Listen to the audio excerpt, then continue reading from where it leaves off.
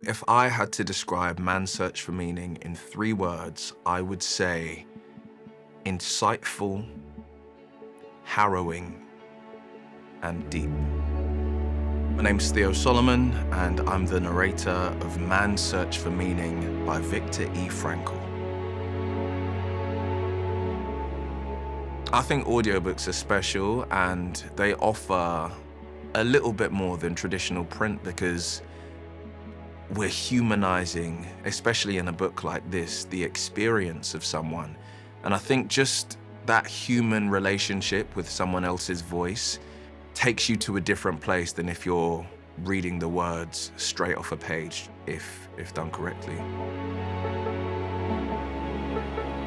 When it came to the responsibility of taking on this piece of literature, I definitely felt, I'd say, excited and daunted, because I knew about what happened in this time period, but I didn't know specific details. And to hear it firsthand from someone written on the page, it was, well, it was overwhelming.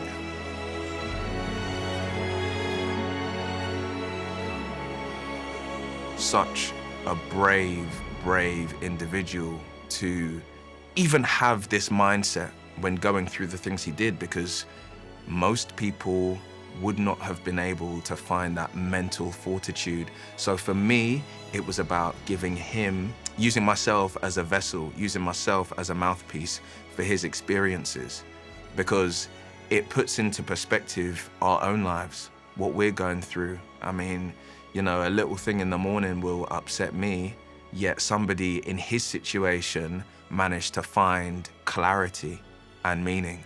So for me, it was about doing him justice.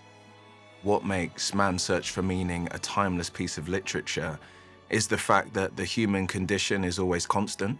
So throughout history, you know, you could go way back to ancient Greece, ancient Egypt, medieval times, the Tudors, and so on.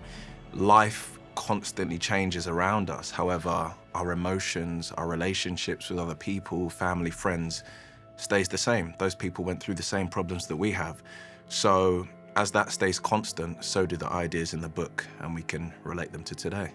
The aspects of Frankl's teachings that I find to be most impactful for modern audiences, I'd have to say goal setting. We have to be working towards something or thinking about an end goal, because if we don't, then life can just seem timeless and long. So if we've got a goal that we can set our eyes on and work towards that and give meaning to what we do every single day, that's, I think, the main takeaway.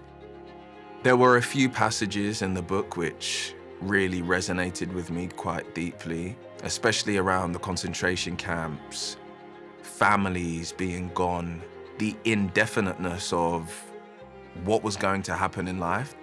We sometimes think what we're going through in our own lives is the worst thing in the world. We really should take stock of what we have and be grateful for it.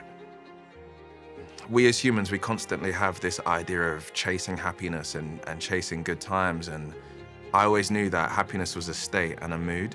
So you could win the lottery in the morning, and in the evening you could be upset about something. So I always knew that that was something that was forever changing, and that we have to find meaning in the suffering.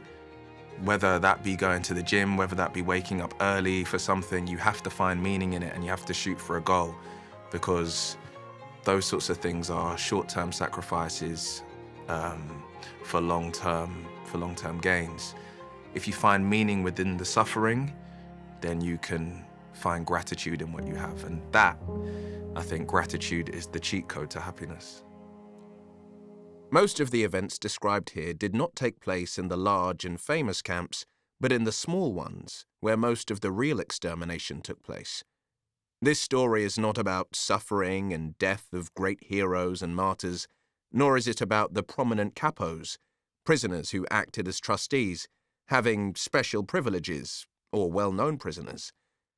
Thus, it is not so much concerned with the sufferings of the mighty, but with the sacrifices, the crucifixion, and the deaths of the great army of unknown and unrecorded victims.